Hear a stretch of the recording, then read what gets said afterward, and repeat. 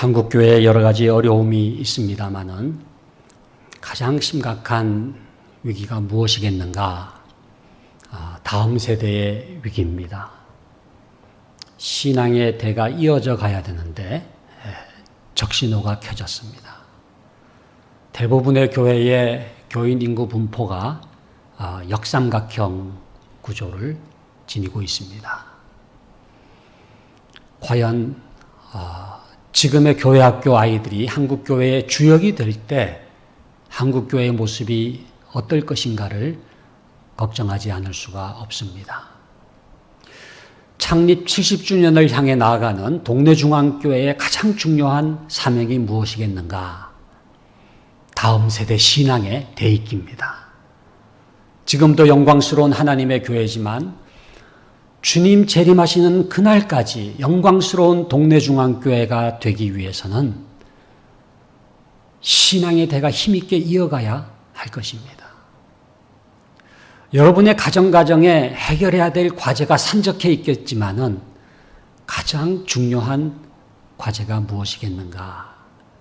우리의 자녀들이 우리가 믿는 그 예수 그리스도를 믿는 믿음의 대가 이어지는 것입니다. 베이징 올림픽 400m 여자 계주 경기가 기억이 납니다. 우승 후보였던 미국 선수들이 다 탈락을 했습니다. 왜 탈락을 했느냐? 잘 못 뛰어서가 아닙니다. 100m를 10초대로 주파하는 선수들이지만 바통 터치에서 실패를 합니다. 바통을 잡고 뛰어가다가 그 다음 주자에게 넘겨주면 또 잡고 뛰어가다가 그 다음 주자에게 넘겨줘야 되는데 떨어뜨리고 만 거죠.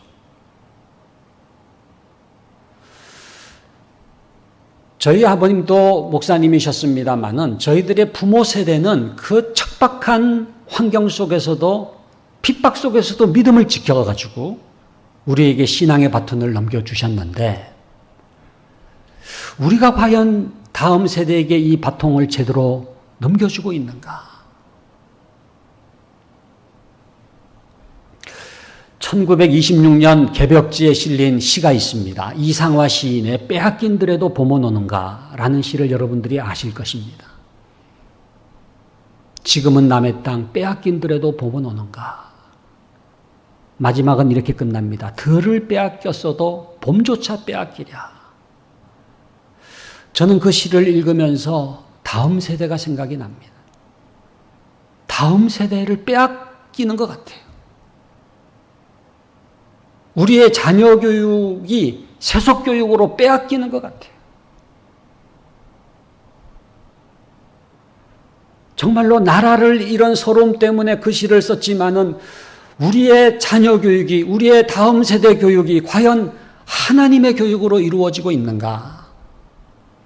로마서 12장 2절은 말씀합니다. 너희는 이 세대를 본받지 말고 오직 마음을 새롭게 함으로 변화를 받아 하나님의 선하시고 기뻐하시고 온전하신 뜻이 무엇인지 분별하도록 하라. 이거를 다음 세대 교육으로 번역을 해서 읽으면 이렇게 됩니다.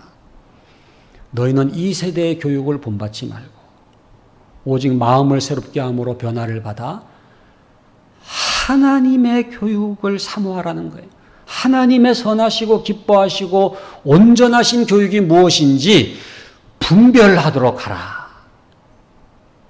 그 분별이라는 단어가 굉장히 중요합니다. 구분을 하라는 거예요. 우리가 하는 교육이 이 세대의 교육인지 아니면 하나님의 교육인지를 분별하도록 하라. 우리 사랑하는 교회학교 교사 여러분, 우리가 하는 교육이 이 세대의 교육입니까? 아니면 하나님의 교육입니까?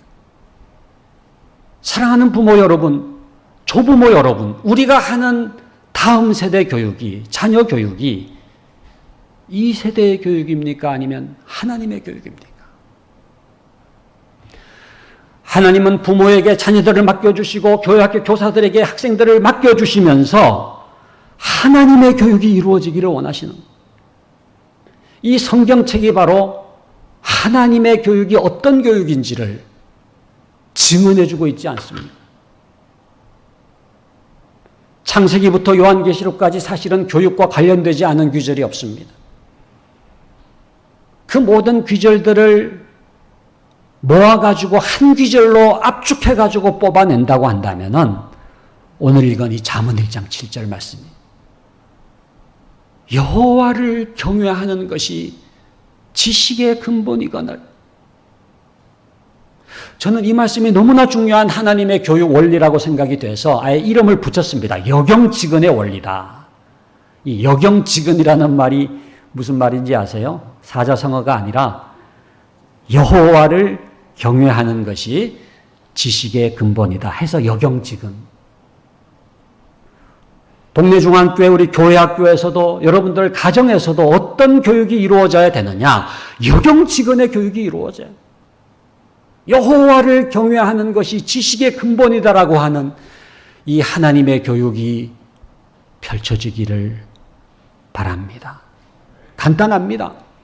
여호와를 경외하는 것과 지식의 근본이라고 하는 게 분리되지 않는다는 거예요. 우리의 자녀가 지식의 근본 되기를 원하지 않습니까? 여기 표로 나와 있는 것처럼 미래의 지도자를 세우자라고 되고 키우자라고 되어 있는데 어떻게 미래의 지도자가 키워질 수가 있겠습니까? 여호와를 경외함으로 지식의 근본이 된다는 거예요.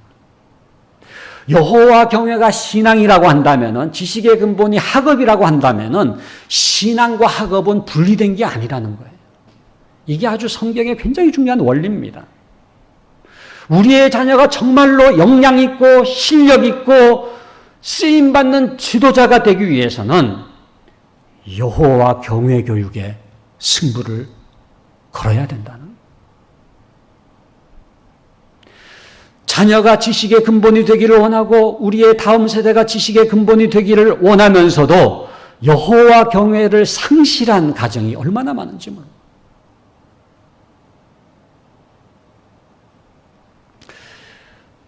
여호와를 경외하는 것이 왜 지식의 근본인가?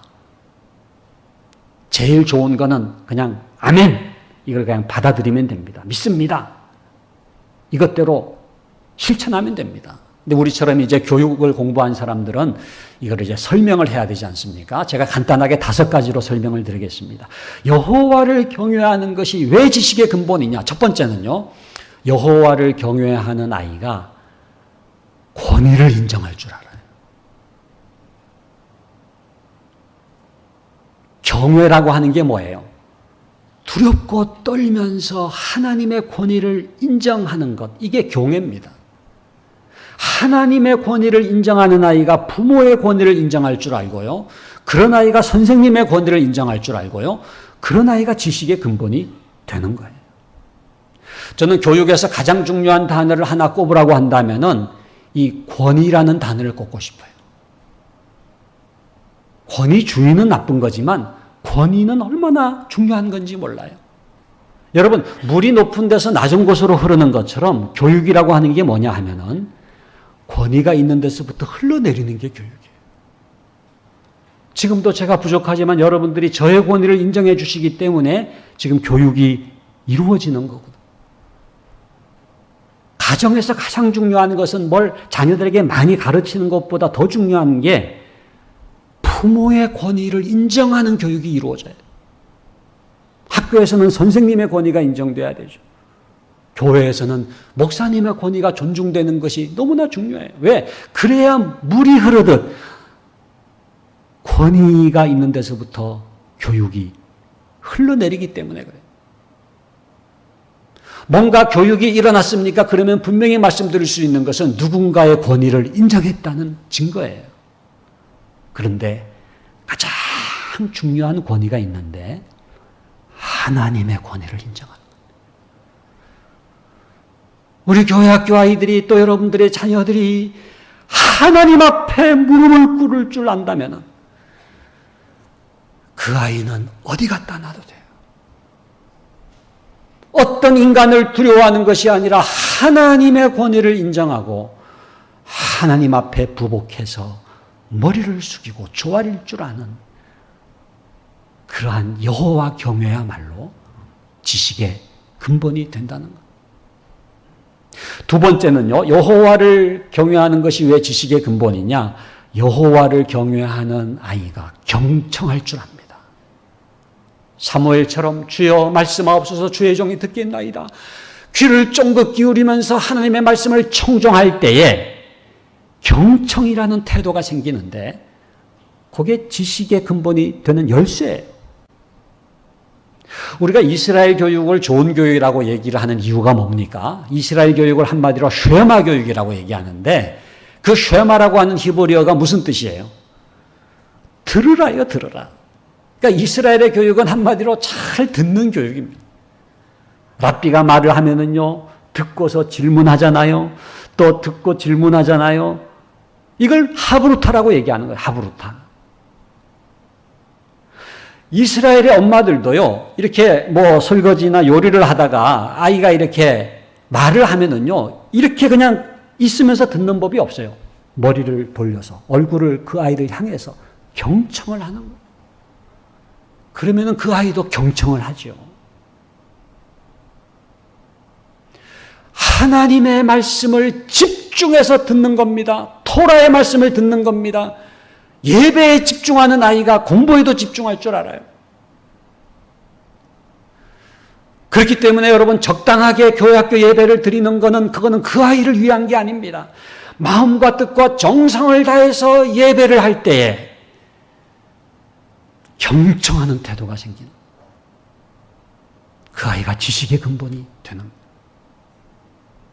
세 번째는요, 여호와를 경외하는 것이 왜 지식의 근본이냐? 여호와를 경외하는 아이에게 하나님의 성품이 형성이 됩니다.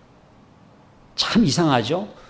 여호와를 경외하는데 신앙이 깊어지는데 신앙만 깊어지는 게 아니고 계속 뭐가 변하는데 뭐가 변하느냐 하면은 성품이 변하는 성령의 9가지 열매가 딴 게 아닙니다. 하나님의 성품이 형성되는 것. 충성스러움이 생기죠. 또 집중할 수가 있죠. 성실하지요. 진실되지요. 정직하지요. 인내할 줄 알지요. 남을 배려할 줄 알죠. 이게 진짜 실력이라는 거예요. 여러분, 어느 대학에 들어갔느냐도 중요하지만 더 중요한 거는요, 그 아이가 어떤 성품으로 형성되느냐가 중요해요. 이 자녀 교육은요, 좀 길게 봐야 됩니다. 교육이라고 하는 게 백년지대계라 그러지 않습니까?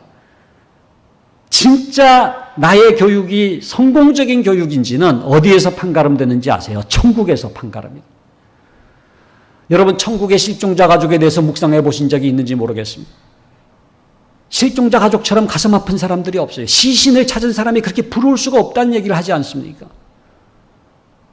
천국의 실종자 가족은 누굽니까? 우리 부모들이 먼저 하늘나라 갔어요. 우리 애가 올 때가 됐는데 오지 않는 자녀를 기다리는 천국의 실종자 가족에 대해서 묵상해 보신 적이 있습니까? 자기는 과외도 시키고 학원도 보내가지고 명문대 입학시켰기 때문에 자녀 교육만큼은 성공한 줄 알았는데 그게 성공이 아니라고 하는 것을 어디서 깨달아요? 천국에서 깨닫는 거예요. 신앙의 유산을 물려주지 않은 어떤 교육도 결코 성공적인 자녀 교육이 될 수 없습니다. 왜? 마지막에 후회하니까. 영혼과 잇대어 있지 않는 교육이라고 하는 것은 그것은 진정한 교육이 아니에요. 잠깐 있다가 사라져가는 안개와 같은 거예요. 그러니까 여러분들이 내가 하는 교육이 진짜 이 세대의 교육이 아니라 하나님의 교육인지를 구분할 수 있는 팁이 있다면은 영혼과 연결되어 있느냐라고. 영혼의 관점에서 후회하지 않을 수 있는 교육이 이게 진정한 교육이라는 거예요. 제가 CEO들을 요즘에 만나보면은요, 인공지능 시대, 4차 산업혁명 시대에는 똑똑한 사람들이 필요한 게 아니라는 거예요. 그건 인공지능이 대신 해주니까. 성품이 중요하다, 성품. 다른 사람을 배려할 줄 알고, 함께 일할 줄 알고, 신실하고, 누가 보지 않아도 충성스러울 수 있는 것 있잖아요. 여러분이 충성스럽다고 하는 게 뭔지 아세요? 아무도 없어요. 근데 아무도 없는 게 아니라 하나님 앞에 있다고 믿을 때에 생기는 성품이 충성스러움입니다. 그게 탁월함이에요. 남과의 비교가 아니라 코람데오 in the presence of God, 하나님의 존전 앞에 있다고 할 때에 최선을 다하는. 네 번째는요, 여호와를 경외하는 것이 왜 지식의 근본이냐? 여호와를 경외하는 아이에게 꿈과 비전이 생겨요. 예배를 드리고 성경을 읽고 기도를 하잖아요. 그러면은 하나님, 저도 모세 같은 인물이 되고 싶어요. 다윗 같은 인물이 되고 싶어요. 꿈이 생기는 거예요. 비전이 생기는 거예요. 여러분, 사실 모든 아이는요, 하나님의 뜻이 있습니다. 우연히 태어난 아이는 아무도 없어요. 여러분, 그 릭 워렌 목사님, 세들백 교회 담임 목사님, 그 분이 쓴 책이 목적이 이끄는 삶이라는 책이 있잖아요. 그 책에 보면 그런 내용이 나와요. 모든 자녀에게는 신적 목적이 있다는. 하나님이 분명히 목적을 갖고 이 땅에 보내신 거예요. 그게 소명이거든요. 그 소명을 이루게 하시기 위해서 하나씩 다 선물을 주셨다는 거예요. 그게 영어로 기프트고 번역하면 은사입니다. 은사. 그러니까 이 소명과 은사는요, 동전의 앞뒷면과 같아요. 소명을 잘 보면 은사가 보여요. 왜? 그 소명을 이루게 하기 위해서 선물을 주셨으니까. 근데 은사를 잘 보면은요, 그 은사를 주신 목적이 보이는 거예요. 그게 소명이에요. 이게 아이들마다 달라요. 교회 학교 아이마다 다 은사가 다르고 소명이 다릅니다. 형제지간에도 은사가 다르잖아요. 일란성 쌍둥이도요, 은사가 다르더라고요. 이건 제가 자신 있게 얘기할 수 있습니다. 왜냐하면 제가 일란성 쌍둥이이기 때문에. 복제인간이 돌아다니고 있는 거 아시지 않습니까? 그 사진 아마 여러분들 보셨을 텐데, 그 쌍둥이, 일란성 쌍둥이인데 이제 제가 기도하는 사진 여러분 아십니까? 이 왼쪽에 기도하는 사람이 전거 아세요? 예. 네. 눈 뜨고 있는 분이 이제 박상현 장로인데, 구분하는 방법이 있습니다. 어떻게 구분하느냐 하면 손깍, 이러면 손깍지 한번 껴보세요. 그러면은요, 저는 오른손이 올라가거든요. 근데 그 박상은 장로는 왼손이 올라가요. 이 사진을 잘 보면 오른손이 올라가는 소년이 눈 감고 기도하는. 그래가지고 제가 이 기도하는 소년이라는 게 입증이 됐다는 것 아닙니까? 제가 뭘 깨달았느냐 하면은 일란성 쌍둥이도 똑같은 게 아니구나. 손깍지가 다르고요. 은사가 다르고요. 하나님의 신적 목적이 달라요. 여러분, 여러분의 자녀들, 우리 동네 중앙교회 교회 학교 아이들 한 명 한 명은요, 절대로 우연히 태어난 게 아니에요. 하나님의 신적 목적이 있고 뜻이 있고 하나님의 의지가 있고 하나님이 긍정하셔가지고 이 땅에 태어났는데 여러분이 부정하지 마세요. 중요한 것은 그 아이의 꿈과 비전, 그 은사와 소명에 불이 붙어야 해요. 사도 바울의 말씀처럼 내 속에 있는 하나님의 은사를 불일 듯하게 하기 위하여 너로 생각하게 하노니. 여러분들은 여러분들의 자녀들 또 우리 교회학교 아이들 한 명 한 명에게 영적 점화를 일으키는 귀한 사명 감당할 수 있기를 간절히 바랍니다. 그 선생님을 만났기 때문에 내 인생에 불이 붙었다. 은사가 타오르게 되었다. 잠자는 내 영혼이 깨어나게 되었다. 그 선생님을 잊을 수가 없는 거죠. 다섯 번째 마지막으로는요, 여호와를 경외하는 것이 왜 지식의 근본이냐? 여호와를 경외하는 아이에게 통찰력이 생깁니다. 여러분들도 지금 예배를 드리고 있습니다마는 예배를 드리는 이 시간, 그냥 장의자에 앉아 있는 시간이 아니에요. 저 높은 상공으로 올라가는 시간. 제가 이 코로나 직전에 캐나다 토론토를 방문했을 때 CN 타워라고 하는 높은 탑이 있습니다. 거기에 이렇게 올라가니까 553m인데 토론토 시내가 한눈에 보이는 거예요. 제가 길을 못 찾아서 헤맸는데 아하, 여기가 토론토 대학교고 여기가 시청이구나 한눈에 알겠더라고요. 날씨가 좋으면 어디까지 보이느냐 하면 나이아가라 폭포가 보여요. 우리나라 어르신들이 제일 가고 싶은 관광지 넘버 원이더라고요. 왜 그런지 아시죠? 나이아가라 그러면 나이가 가기 때문에 실지 선호도 조사에서 1위를 차지를 했습니다. 근데 제가 무슨 생각을 했느냐 하면 553m만 올라와도 이렇게 통찰력이 생기는구나. 그런데 여호와를 경외한다고 하는 것은 저 상공에 올라가는 것과 같은데 뭐가 보입니까? 자기 인생이 보여요. 내가 어떻게 태어나서 어떻게 하나님께로 돌아가는 나그네 인생인가를 깨닫는, 어떻게 인류가 창조함 받아서 어떻게 종말을 맞이하는지를 깨닫는 거예요. 이것처럼 중요한 지혜가 없잖아요. 요즘에 메타인지를 많이 강조하죠. 메타인지라고 들어보셨습니까? 이 메타라는 게 초월이라는 뜻인데 그냥 책상에 앉아가지고 공부만 열심히 하는 게 중요한 게 아니라 이 메타인지라고 하는 거는 뭐냐 하면은 이게 초월해야 된다는. 그러니까 공부하고 있는 나 자신을 볼 줄 아는 거예요. 왜 공부하는지를 아는 거예요. 어떻게 공부하는지를 아는 거예요.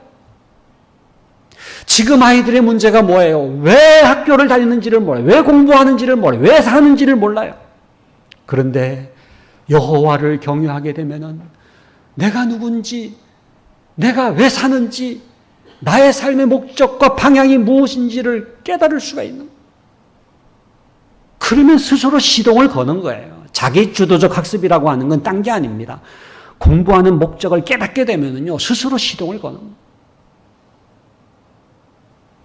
제가 지금 5가지 말씀을 드렸습니다마는 여호와를 경외하는 아이가 권위를 인정할 줄 알고, 두 번째는 경청할 줄 알고, 세 번째는 하나님의 성품이 형성되고, 네 번째는 꿈과 비전이 생기고, 다섯 번째는 뭐예요? 통찰력이 생긴다. 5가지가 아닙니다. 수천 가지, 수만 가지. 여호와를 경외하는 것이 지식의 근본이거늘 이 말씀 속에 하나님이 담아놓으신 축복은 헤아릴 수가 없어요. 저는 우리 동네 중앙교회 모든 교회학교 아이들이, 또 여러분들 자녀들이, 손주들이 여호와를 경외함으로 이 지식의 근본되는 복을 누릴 수 있기를 간절히 바랍니다. 그렇다면 우리의 자녀들이 지식의 근본이 되고 정말로 미래의 지도자로 키우기 위해서는 어디에 승부를 걸어야 되느냐? 여호와 경외 교육에 승부를 걸어요. 정말이에요. 우리의 자녀가 여호와를 경외하느냐 경외하지 못하느냐 여기에 달려있는 거예요. 아브라함이 믿음의 조상이 될 수 있었던 것은 뭡니까? 그 아브라함이 여호와를 경외했기 때문에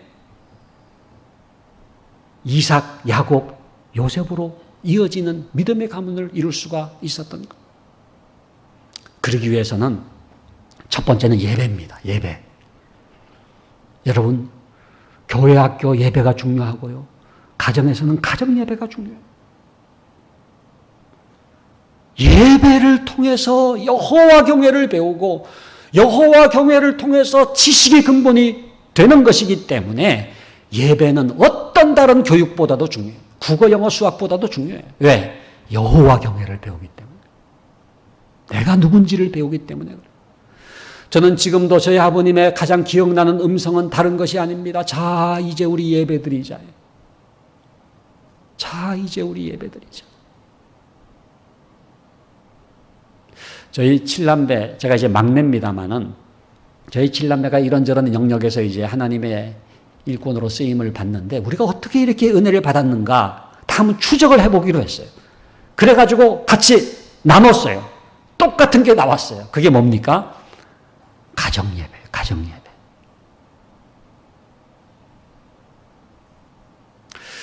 이번 여름 성경학교 여름 수련회를 통해서 신령과 진정의 예배가 경험될 수 있기를 바랍니다. 하나님의 임재를 경험할 수 있기를 바랍니다.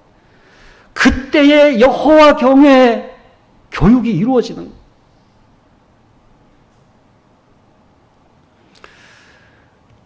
예배를 통해서요, 하나님의 다림줄이 내려집니다. 여러분 다림줄 아시죠? 이게 벽돌을 쌓을 때 똑바로 쌓기 위해서 내리는 추가 있잖아요. 뭐가 하나님을 기쁘시게 하는지에 대한 기준이 생기는 거예요.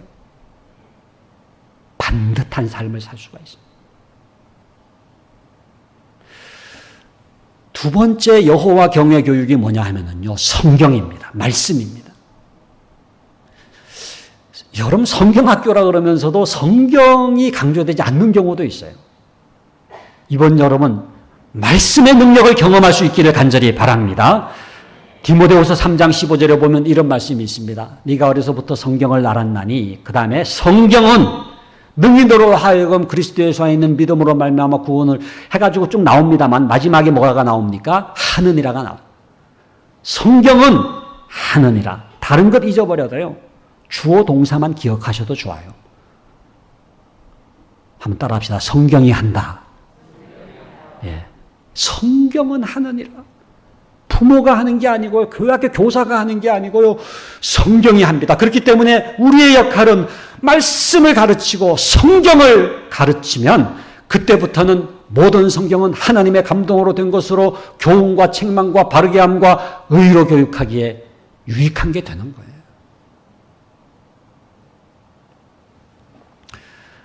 세 번째는 선생님의 삶입니다. 부모의 삶입니다. 말이 아닙니다. 여러분, 교육이라고 하는 게 학생들 앞에 놓고 가르치는 거라고 생각하는데 그게 아니에요. 자기와의 싸움이에요. 내가 정말로 먼저 여호와를 경외하느냐 경외하지 못하느냐, 내가 먼저 말씀으로 사느냐 못 사느냐, 자기와의 싸움이에요. 왜? 결국은 선생님의 말이 아니라 선생님의 삶이 그 아이를 변화시키기 때문에 그래요. 그렇기 때문에 여러분, 아이들을 만나는 시간만 교육이 이루어지는 게 아니라 6일 동안의 삶 자체가 교육이에요. 왜? 내가 정말로 그리스도의 제자답게 사느냐가 결국은 그 아이들에게 영향을 미치기 때문에. 기독교 윤리실천운동에서 청소년들이 교회를 떠나는 가장 중요한 이유 넘버원으로 통계조사 결과를 발표한 게 뭐냐 하면은 부모의 이중성이었습니다. 부모의 이중성. 부모가 집사님이고 권사님이고 장로님인데 자기가 안다는 거예요. 그분의 진실을. 그 부모의 이런 이중성 때문에 결국은 신앙의 회의를 갖고 교회를 떠나는 비중이 제일 높았다 하는 통계입니다. 여러분, 가장 중요한 교육은 내가 먼저 주님을 닮아가는, 내가 먼저 여호와를 경외하고 내가 먼저 제자의 길을 가는 그 뒷모습을 아이들이 가슴에 새기는. 여러분들이 잊을 수 없어 하는 교사는 어떤 교사입니까? 명강의를 하는 교사가 아니에요. 진실된 삶을 사는 교사. 그 선생님의 모습이 이렇게 이미지로 내 가슴에 새겨져 있잖아요. 그리고 기도입니다. 기도. 다른 모든 교육은 사람이 하는 거지만 기도하는 시간, 하나님이 교육하시는 시간에, 하나님이 만져주시는 시간에, 하나님이 변화시켜 주시는 시간이에요.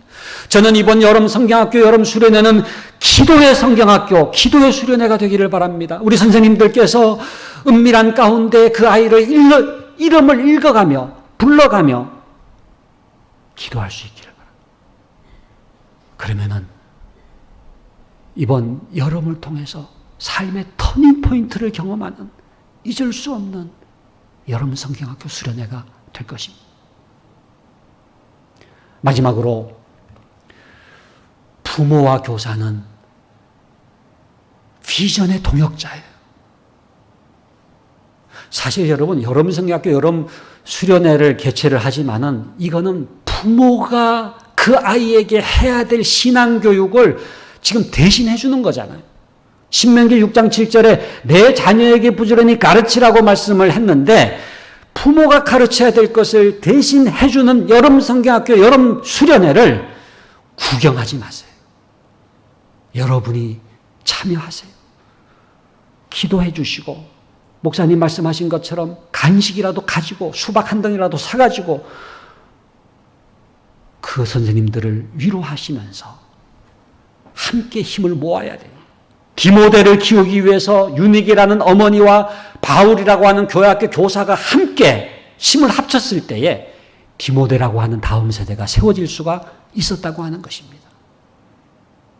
이번 여름 정말로 우리 부모님들과 교회학교 교사들이 한마음 되어서 여호와를 경외하는 교육을 실천할 수 있는 뜨거운 여름이 될 수 있기를 주님의 이름으로 간절히 축원합니다.